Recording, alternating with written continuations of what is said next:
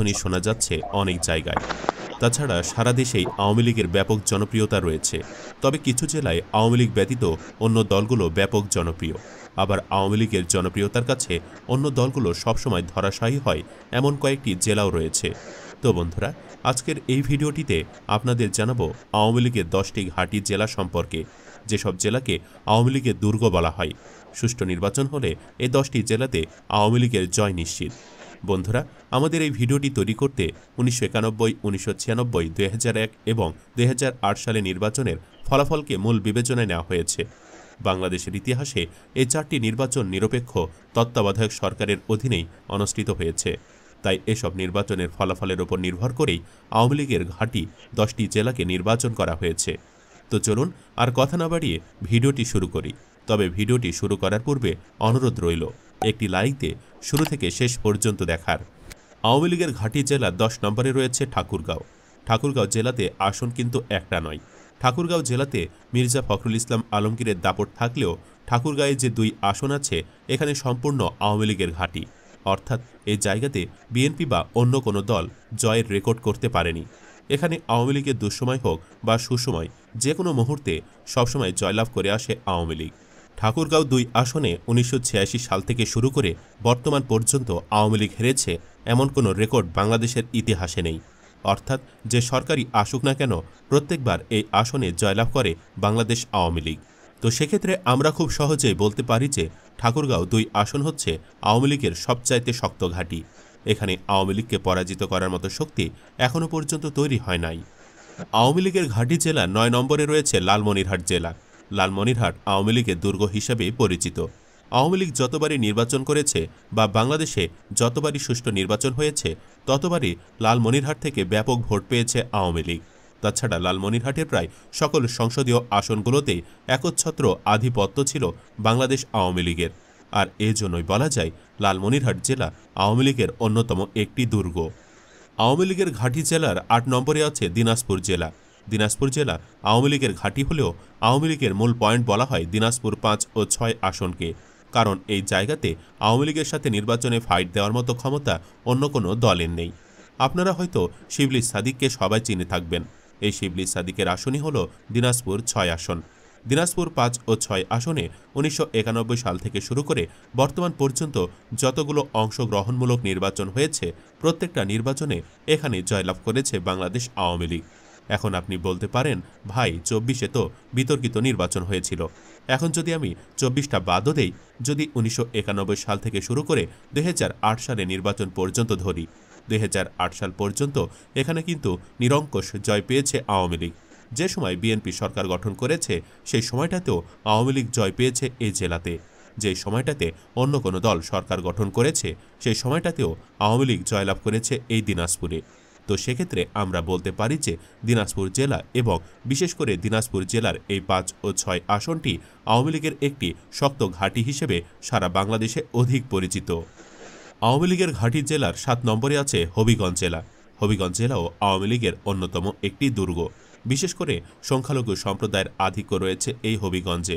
বাংলাদেশের অন্যান্য বিভাগের চাইতে সিলেট বিভাগে হিন্দু জনসংখ্যা বা সংখ্যালঘু জনসংখ্যা বেশি রয়েছে। আর এসব সংখ্যালঘু জনসংখ্যার মধ্যে আওয়ামী লীগের ব্যাপক জনপ্রিয়তা রয়েছে। তাছাড়া সিলেট বিভাগের মধ্যে আওয়ামী লীগের সমর্থন সবচাইতে বেশি রয়েছে হবিগঞ্জ জেলায়। আর এজন্যই হবিগঞ্জ জেলাকে আওয়ামী লীগের অন্যতম ঘাঁটি হিসেবেই বলা হয়। এরপর আওয়ামী লীগের ঘাঁটি জেলার 6 নম্বরে রয়েছে মাগুরা। আপনারা যারা মাগুরা জেলার বাসিন্দা তারা খুব ভালো করে জানেন যে এই মাগুরা জেলায় কতটা শক্ত অবস্থানে রয়েছে বাংলাদেশ আওয়ামী লীগ। আর এখানেই কিন্তু বাংলাদেশের বিশ্বসেরা ক্রিকেটার সাকিব আল হাসান এমপি হয়েছিলেন। সাকিব আল হাসান ছিলেন মাগুরা 1 আসনের এমপি। এই মাগুরাতে যদি আপনি যান, এখানে রিক্সাওয়ালা, ভ্যানওয়ালা, কসমেটিকওয়ালা, দোকানদার, ছোট বড়, বুড়া, যুবক, তরুণ তরুণী, ম্যাক্সিমাম মানুষ হচ্ছে আওয়ামী লীগের সমর্থক। তারা নৌকাকে ভালোবাসে এবং বিশেষ করে তারা আওয়ামী লীগ দলটাকে অনেক ভালোবাসে। কারণ এই জায়গাতে আওয়ামী লীগকে জয়লাভ করতে হলে খুব বেশি প্রচারণা চালাতে হয় না। এখানে ঘরে ঘরে আওয়ামী লীগ। এই মাগুরা জেলাতে 1991 সাল থেকে শুরু করে 2009 সাল পর্যন্ত কোনো নির্বাচনে আওয়ামী লীগকে হারাতে পারেনি কোনো দল। বিএনপি যখন সরকার গঠন করেছে, তারপরও বিএনপি সরকারে থাকা অবস্থায় এই মাগুরা জেলা ছিল আওয়ামী লীগের শক্ত ঘাঁটি। কারণ এখানে বিএনপি বলেন বা অন্য কোনো দল বলেন, যারাই ভোট করেছে আওয়ামী লীগের কাছে কিন্তু এখানে হেরে গেছে। তো আওয়ামী লীগের সুসময় আসুক আর আওয়ামী লীগের দুঃসময় আসুক, এই জায়গাটা আওয়ামী লীগের ঘাঁটি হিসেবে সবচাইতে বেশি পরিচিত। আওয়ামী লীগের ঘাঁটি জেলার ৫ নম্বরে রয়েছে কিশোরগঞ্জ। কিশোরগঞ্জ জেলাকে বলা হয় রাষ্ট্রপতির জেলা, কারণ আওয়ামী লীগ থেকে যতগুলো রাষ্ট্রপতি নির্বাচিত হয়েছে প্রায় বেশিরভাগই এসেছে কিশোরগঞ্জ জেলা থেকে। তাছাড়া যতগুলো সংসদ নির্বাচন হয়েছে সবগুলো সংসদ নির্বাচনে কিশোরগঞ্জ জেলার মানুষ আওয়ামী লীগের পাশে থেকেছে এবং আওয়ামী লীগের সরকার গঠন করতে এই কিশোরগঞ্জ জেলা বিশেষ ভূমিকা রেখেছে। আওয়ামী লীগের ঘাঁটি জেলার ৪ নম্বরে রয়েছে নড়াইল জেলা। নড়াইল এক আসন, যেটাকে বলা হয় আওয়ামী লীগের শক্তিশালী দুর্গ। আর এই এক আসন এটি এতটাই শক্তিশালী যে ১৯৯১ সালে নির্বাচন হয়েছে, ১৯৯৬ সালে নির্বাচন হয়েছে, ২০০১ সালে নির্বাচন হয়েছে, ২০০৮ সালে যে নির্বাচন হয়েছে, কোনো নির্বাচনে আওয়ামী লীগ ছাড়া অন্য কোনো দল বা অন্য কোনো দলের প্রার্থী এখানে জয়লাভ করতে পারেনি। যদি আমি বিএনপির কথা বলি, নড়াইল এক আসনে বিএনপির কোনো এমপি ১৯৯১ সাল থেকে নাই। ২০০১ সালে যে নির্বাচন হয়েছিল, এ নির্বাচন কিন্তু সারা বাংলাদেশে বিএনপি এবং জামায়াত পাশ করেছিল, কিন্তু পাশ করতে পারে নাই এই নড়াইল এক আসনে। আর এই আসনটাতে আওয়ামী লীগের খুঁটি বা আওয়ামী লীগের স্তম্ভ এতটাই শক্তিশালী যে এখানে আওয়ামী লীগকে পরাজিত করার মতো শক্তি অন্য কোনো রাজনৈতিক দলের এখনও তৈরি হয়নি। তাছাড়া বাংলাদেশ ক্রিকেট দলের সাবেক অধিনায়ক মাশরাফি বিন মুর্তজাও কিন্তু নড়াইল ২ আসন থেকে সংসদ সদস্য হয়েছিলেন। আওয়ামী লীগের ঘাঁটি জেলার ৩ নম্বরে রয়েছে গাজীপুর জেলার নাম। গাজীপুর জেলাও আওয়ামী লীগের অন্যতম দুর্গ হিসেবে পরিচিত। গাজীপুর জেলায় জন্মগ্রহণ করেছেন বাংলাদেশের প্রথম প্রধানমন্ত্রী তাজউদ্দিন আহমেদ এবং বাংলাদেশ আওয়ামী লীগ ও রাষ্ট্র প্রতিষ্ঠায় তাজউদ্দিন আহমেদের ভূমিকা অপরিসীম। তারই প্রেক্ষিতে গাজীপুরের মানুষ এখনও আওয়ামী লীগকে জনসমর্থন দিয়ে থাকে সকল নির্বাচনে। আওয়ামী লীগের ঘাঁটি জেলা ২ নম্বরে আছে টাঙ্গাইল জেলা। বিশেষ করে টাঙ্গাইল জেলায় যে এক আসনটি আছে, এটি আওয়ামী লীগের নিরঙ্কুশ জয়ের একটি আসন। ১৯৯১ সাল থেকে শুরু করে যতগুলো গ্রহণযোগ্য নির্বাচন হয়েছে, প্রত্যেকটা নির্বাচনে আওয়ামী লীগ রেকর্ড পরিমাণ ভোট নিয়ে এখানে জয়লাভ করেছে। এখানে অন্য কোনো দল তাদের প্রার্থী দিয়ে এই টাঙ্গাইল এক আসনে আওয়ামী লীগের সাথে পারে নাই। এই জন্য এই টাঙ্গাইলকে বলা হয় আওয়ামী লীগের ঘাঁটি জেলা। আর আপনি যতই আওয়ামী লীগের পক্ষে বিরূপ প্রচার চালান না কেন, যতই আওয়ামী লীগের বিপক্ষে কথা বলেন না কেন, যতই আওয়ামী লীগকে ফেলে দেওয়ার চেষ্টা করেন না কেন, এই জেলার মানুষ আওয়ামী লীগকে সবসময় সমর্থন দিয়ে যাবে। সবশেষ আওয়ামী লীগের ঘাঁটি জেলার ১ নম্বরে রয়েছে যে জেলা, সেটি হচ্ছে গোপালগঞ্জ।